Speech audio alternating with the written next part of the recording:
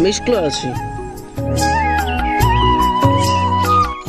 যা বাবা, আমাদের তো চাকরি পাওয়ার মতন সামর্থ্য নাই, যেহেতু আমরা গরিব। যা, উপরওয়ালা যদি মুখ তুলে তাকায় কিছু হতে পারে।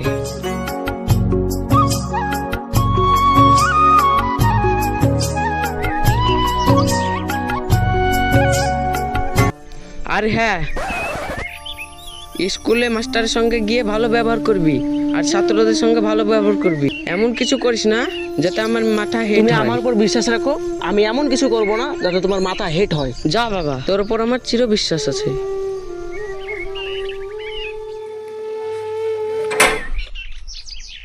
মা, ও মা, রান্না হয়নি? আমার আবার স্কুলে দেরি হয়ে গেল। যাদের আবার নুন আনতে পান্তা পড়ায় তাদের আবার রান্না রে মা। তুমি আমাকে সহ্য করতে পারো না কেন গো? আব্বা বেঁচে থাকতে আমাকে তো এরকম কথা শুনতে হয়নি। যে মরার সে তো মরে গেছে, তবে সমস্যা বুঝে আমার ঘরে চাপে দিয়ে গেছে।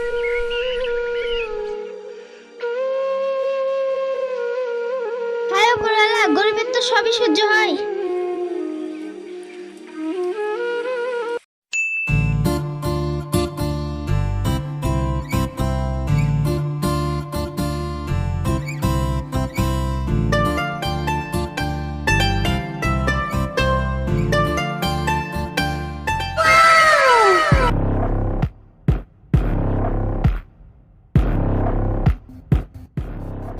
কে তুমি? আমাকে রাস্তায় মাঝে বিরক্ত করছো? আমার পথ ছাড়ো, আমার স্কুলের দেরি হয়ে যাচ্ছে। এ মেরি জান, এ মেরি জানে জিগার, এত সুন্দর পাখি আমি কি করে যেতে দিতে পারি বলো?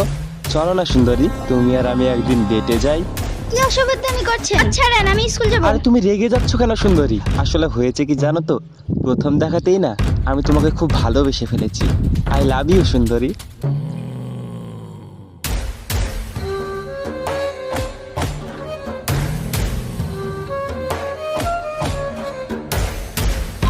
কাজটা তুমি ভালো করলে না সুন্দরী। ভুলে যেও না, আমার নাম নিলাম, আমার যে হবে না তাকেও করে দেবো নিলাম। চলো সাইন, আমরা যাই। কি বলছিল ও তোমাকে? ও সব কিছু না, যত সব ফালতু ঝামেলা।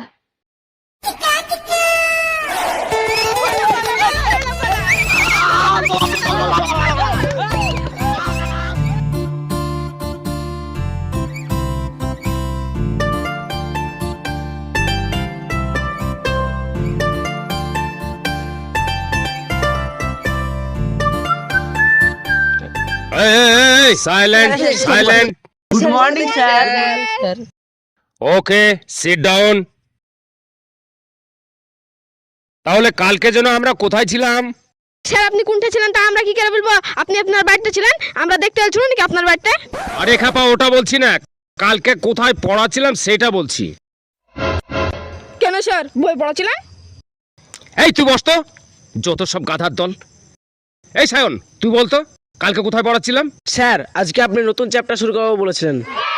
ঠিক আছে তুই বস, তোমরা সবাই বাংলা বই বের করো। আজকে আমরা পড়বো বনভোজনের ব্যাপার। বনভোজনের ব্যাপারটা লিখেছেন নারায়ণ গঙ্গোপাধ্যায়। তাহলে প্রথমে আমরা নারায়ণ গঙ্গোপাধ্যায়ের সম্বন্ধে জানি। নারায়ণ গঙ্গোপাধ্যায় জন্মগ্রহণ করেন 1918 সালে 4 ফেব্রুয়ারি ও তিনি মৃত্যুবরণ করেন 1970 সালে 8 নভেম্বর। তিনি ছিলেন একজন ভারতের বাঙালি লেখক ও শিক্ষাবিদ। তিনার প্রচুর গল্প আছে, যেমন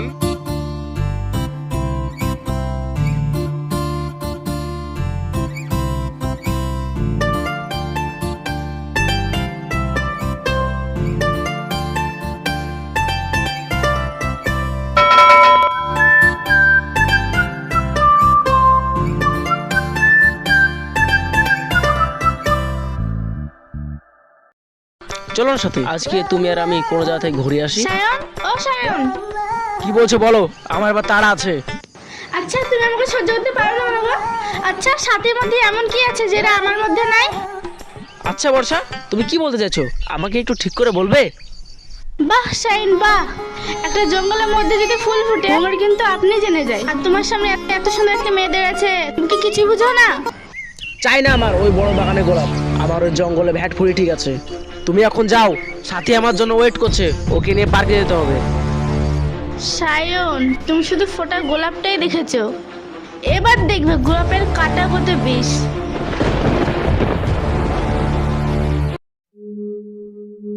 আচ্ছা শিব, আমি যা দেখছি তুইও কি তাই দেখছিস?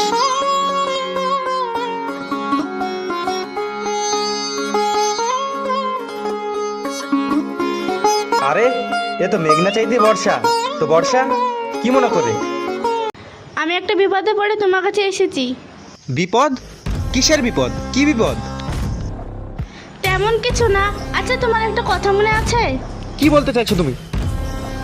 আরে, তুমি এই গ্রামের প্রধানের ছেলে, আর তোমাকে এত বড় অপমান, তুমি এখনো কি করে চুপ করে আছো? বর্ষা, তুমি ভুলে যাও না আমি কিন্তু সাথীকে ভালোবাসি। নিকোচিকই তোমার ভালোবাসা। তোমার কাছে গাড়ি আছে, বাড়ি আছে, টাকা পয়সা সব আছে। ভুলে যাও না, ভাত ছড়ালে কিন্তু কাকের অভাব হয় না। যদি তুমি এর বদলে দিতে যাও তা যাও, সায়ন আর সাথী পার্কে গেছে, যাও তুমি তোমার বদলা নাও।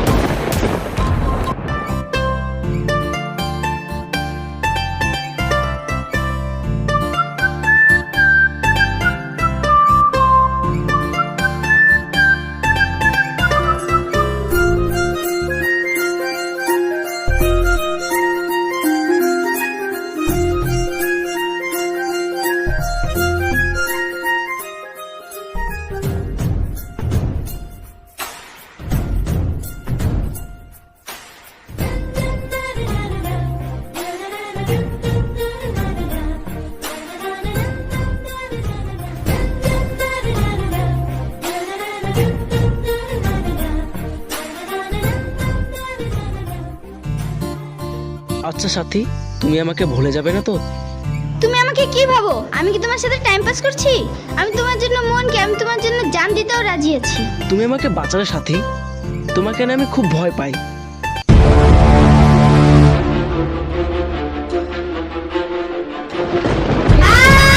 আমার নাম ইলাম, আমার যে হবে না তাকেও করে দেব নিলাম।